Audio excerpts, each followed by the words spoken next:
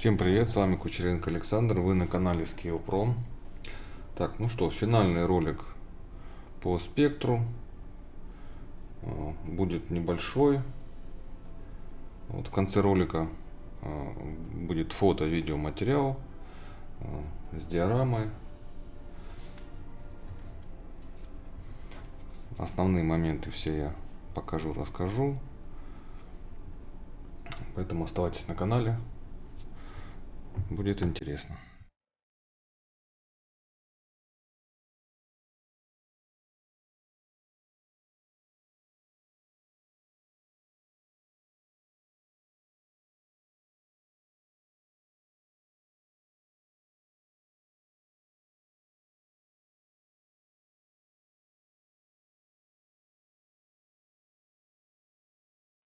Так, после грунтовки я нанес черный микрофиллер, грунтовка, уклад. Сделать неравномерный, буду делать пришейдинг более сложный. Вот, то есть нанес неравномерным слоем. Теперь, значит, с помощью вот таких 4 оттенков я буду делать пришейдинг.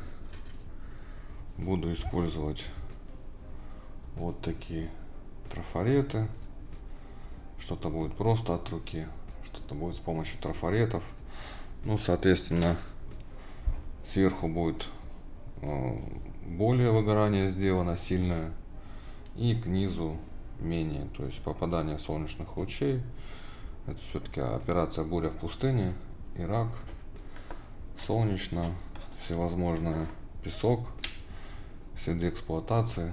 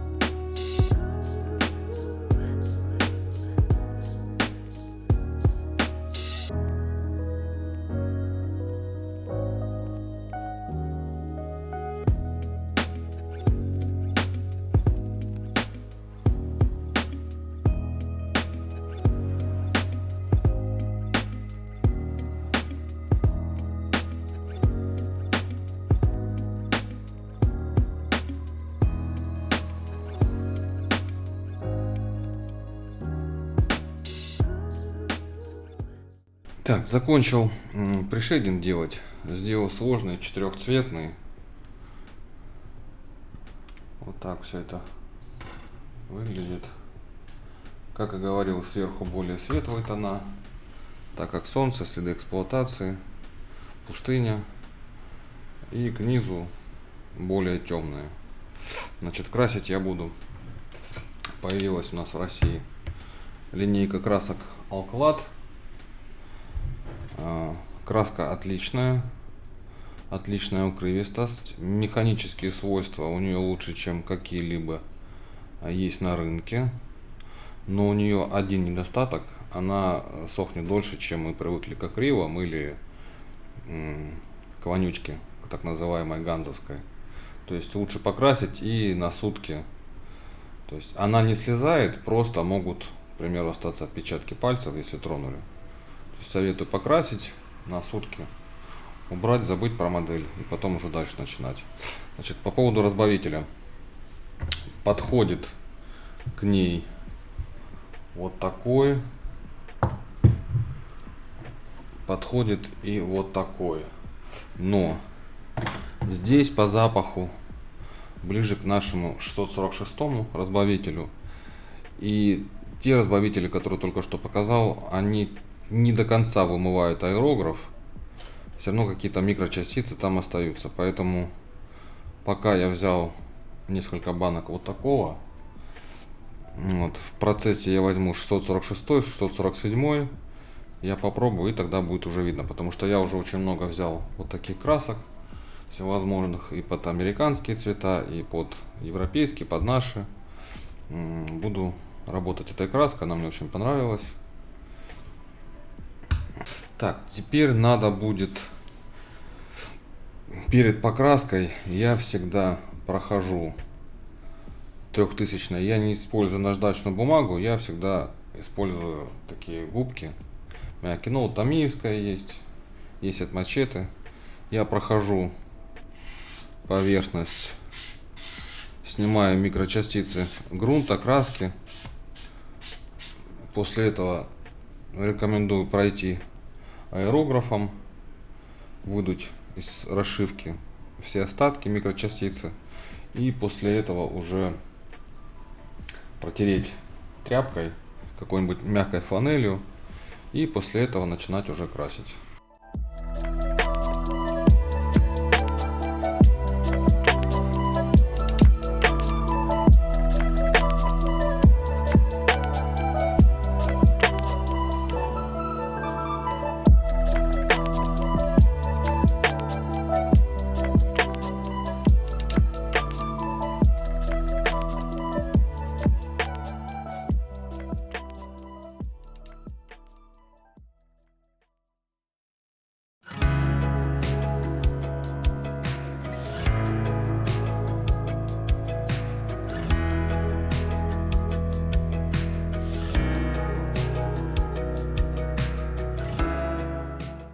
Так, спустя сутки краска высохла. Значит, закрыл полностью весь масками, потому что мне нужно, я открыл консоли, мне нужно здесь покрасить желто-зеленым.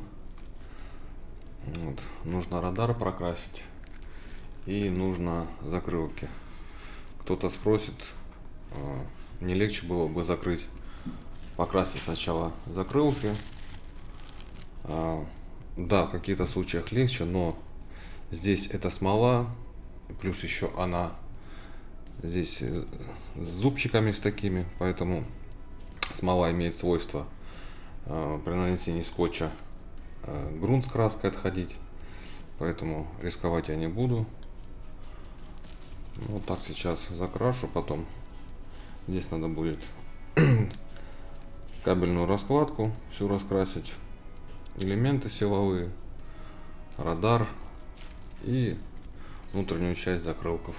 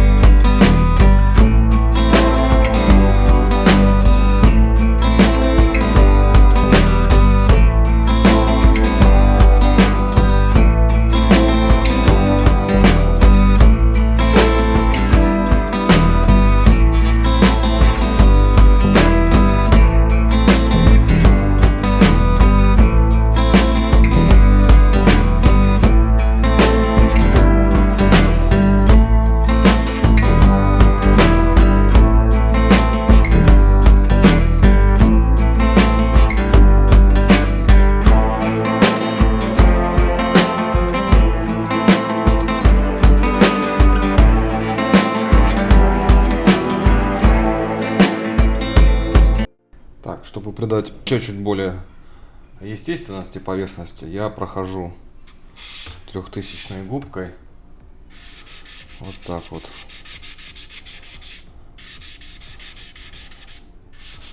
С учетом того, что потом будет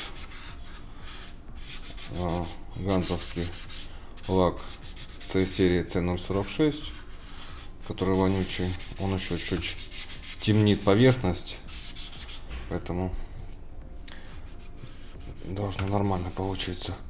И после этого обязательно вот так тряпкой сразу проходить, чтобы пылинки не оставались. Так, нанес глянцевый лак. В этот раз я не знаю, меня так дернуло, нанес акриловый. Значит, я обычно ниши оставляю не прокрашенные без лака, но только наношу базовый, чтобы можно было в руках удобно его крутить. Вот так он блестит, глянец. Так, что касаемо декалей. Значит, буду я италовские использовать из италовского набора. Значит, почему? Ну, к примеру, вот эти полосы, которые сверху на крылья, они здесь, каждая полоска сделана отдельно. На звезде, то есть здесь идет, как видно, подложка целиком, бумага. Все равно нужно вырезать по контуру. И не хотелось бы этой работой заниматься. Смысла не вижу абсолютно. Вот, и из этой декали очень мало подходит на мой борт. Хорошо, что я купил дополнительно конверсионный набор. Вот такая маленькая декаль идет. Нужен как раз 570 борт. Вот эта эмблема. Ее нет просто в наборе звезды или в италовском. Вот этот борт, который нужен, который будет 570. Так, жидкости я буду использовать авроровские. Они практически аналог микроскевовских, микросет и микросол. И по запаху, и по свойствам они очень похожие. Потом как-нибудь сделаю отдельное видео. У меня жидкостей очень много для декалей. Всевозможных разных. Иногда попадаются декали, которые практически нереально приварить. Покажу, чем можно приварить. У меня есть такая жидкость. Но она очень крайне агрессивная. Вот, и с ней надо работать очень аккуратно. Так, после нанесения декалей я еще раз покрою места, где декали, глянцевым лаком, чтобы не сильно при смывке смывка затемнила декали. Об этом позже скажу.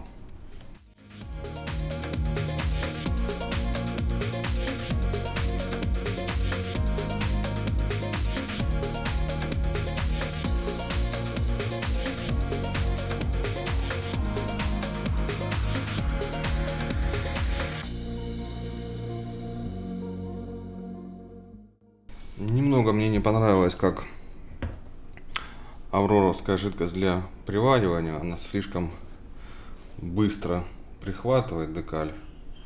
Я так не люблю. Здесь зависит от того, как лег каждый слой лака, и поэтому такая реакция. Я возьму тамильский Mark Fit, есть Mark Fit Strong, более крепкий. Я возьму вот этот, более щадящий, он такой, более, скажем, самый слабый из этой линейки.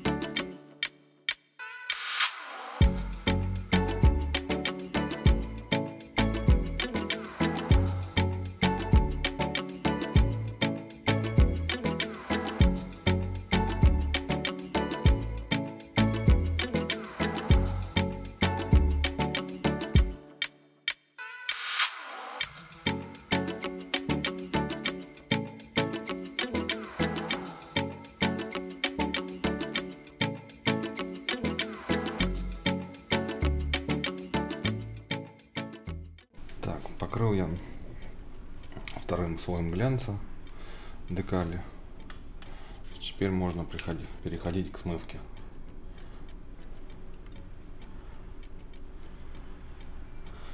Значит, в качестве смывки я обычно даю на таком цвете Dark Wash, темную смывку, миговскую, и с таким разбавителем. То есть где-то 50 на 50 я разбавляю, наношу кистью, и потом есть такие салфетки для лица. Я ими снимаю, потому что они не оставляют ворс. Вот, обычными салфетками не рекомендую пользоваться, тряпками тоже не рекомендую, немножко не то. Вот, следы оставлять. Вот, после смывки я, скорее всего, покрою матовым лаком, и там уже перейду к маслу. Я всегда по-разному делаю. Иногда после смывки опять покрываю глянцем, опять делаю определенные эффекты, но C130H не были. Слишком сильно мудрить здесь не нужно. Вот, там еще сделаю на крыльях высветление маслом. Немного где еще по фюзеляжу, но это уже чуть дальше.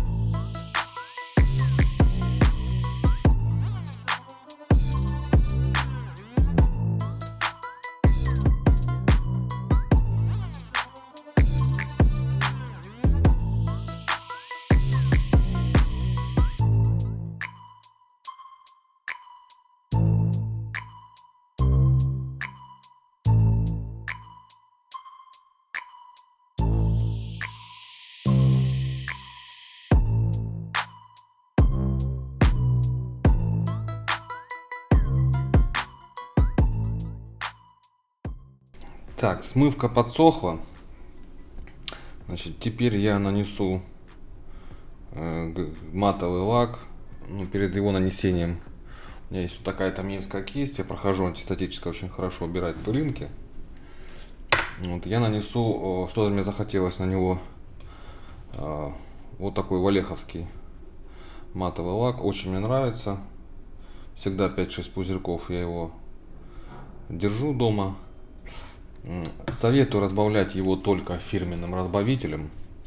Вот такой. Он есть еще в маленьких бутылках. Вот, но именно такой. Есть еще вот такой на водной основе. Тоже они рекомендуют его и для валеха в том числе. Но не очень хорошо получается, потому что немножко собирается каплями матовый лак по глянцу, вот, чего нет с родным разбавителем. Поэтому все-таки родной разбавитель это очень хорошо.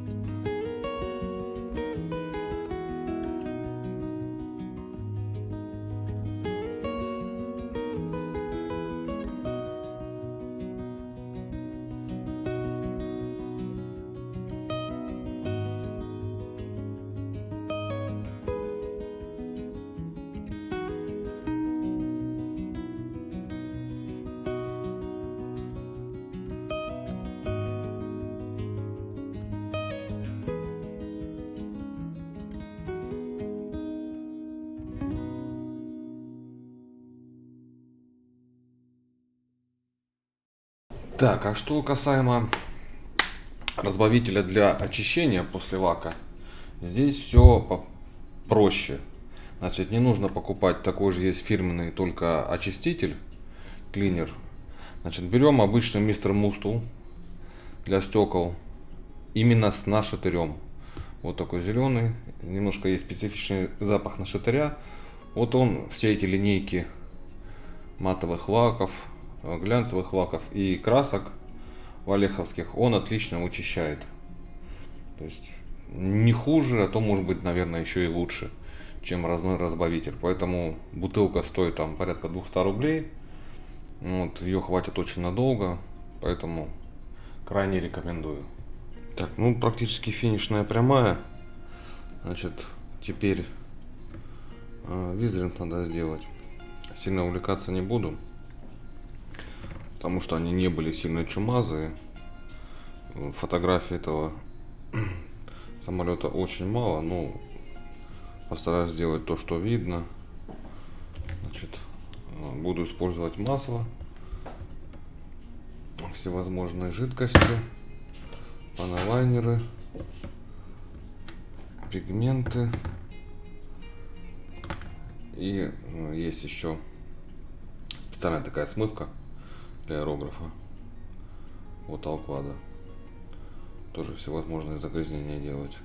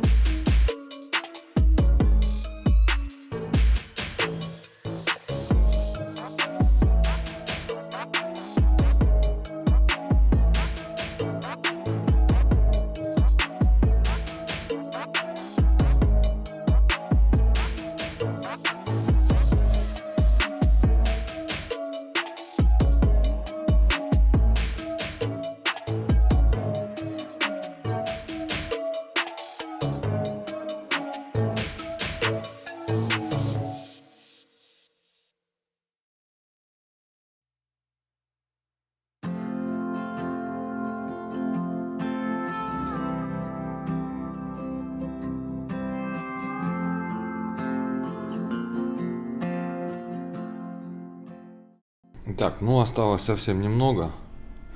Значит, надо растянуть антенну.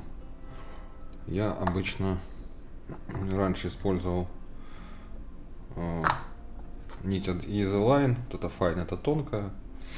Когда расчаливал 32 масштаб самолеты Первой мировой войны.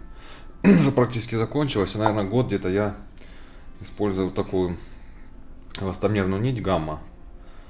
Она в диаметре миллиметр, но она разделяется на десятки мелких волокон. Вот, поэтому можно разделить, взять себе в принципе любой диаметр. Вот. Буду использовать я ее. Вам тоже рекомендую. Надо будет повесить флажки. Вот эти вот, потому что у нас тут много чего открытого. Повесить вооружение, раскрасить оно. Вот. Ну и в принципе практически все. Ну и доделать еще диораму осталось. Обслуживающие машины уже готовы, чуть позже я покажу. Так, ну и еще осталось поставить стекатели. Они, конечно, очень мелкие. Можно от зубной щетки взять ворс, но он толще будет, чем здесь набор. Отличные наборы Blinkit. У меня в описании есть ссылка на сайт. Там можно всевозможные отличные наборы купить на 72 масштаб, на 48. Вот. Там очень много смолы, двигатели, рули всевозможные. Потом проходите, смотрите.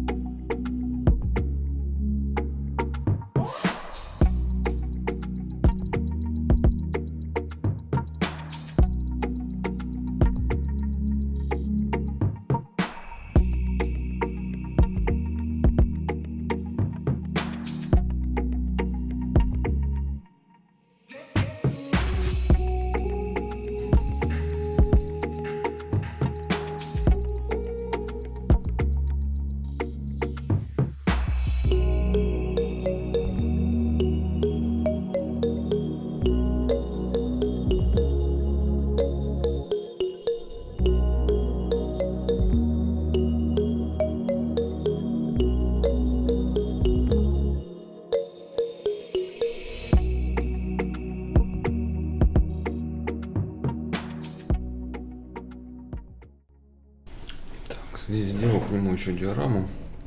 Но, к сожалению, показать очень тяжело этот процесс. Он очень грязный, пыльный. В кадр вкратце могу рассказать. Из листа ДВП гладкой стороной вверх. Значит, надо хорошо зашкурить 3-4 раза. Потом влажной тряпкой хорошо протирать все. Далее скрайбером режу плиты. Это, наверное, раз 10. Чтобы добиться вот именно нужно, чтобы не было одинаково, ровно, красиво. Добиться какой-то неровности, сколов определенных. То есть постоянно приходится сошкуривать все по новой. Вот. То есть процедура очень, очень длительная, скажем так. Вот. Здесь кварцевый песочек, небольшая травка, сделал ее пожухлой, колючки. Вот. Так будет более интересно смотреться спектр. Так, ну что, спектр готов. Скажу без преувеличения, самый сложный проект в моей жизни за более чем 35-летнюю практику в моделизме. Очень много смолы, очень много доработок. Открыл консоли, поставил двигатели, открыл двигатели, полностью конверсия. Модель из 2 наборов состоит, то есть частично фюзеляж. От фюзеляжа только осталась центральная часть и руль направления. Частично, половины его нету. То есть этой всей части нету. Значит, крылья полностью из италовского набора, рули высоты из италовского набора. Чем обусловлено? Потому что крылья, скажем так, не очень у звезды, совсем плоские были. И плюс смола, которая есть, она только на италовский набор. То есть элероны, закрылки, рули высоты, руль направления. Вот. Далее полностью переделал 20-миллиметровые, потому что в смоле они вообще никакие были. Гаубицу я тоже переделал. Остался там совсем маленький каркас от нее. Тоже нам мне не понравилось. Значит, что еще? По интерьеру вы видели ранее. Там полностью все сделано с нуля. Частично здесь у меня в кабине травления. Вот. Открыл радар. Ну, в принципе, все, что можно, по максимуму я сделал. Да, ниши стоят смоляные. Вот. Ну, как говорится, 50% смолы. Смолы и доработок. В конце ролика сделаю фото и видео финальные со всех сторон, со всех ракурсов.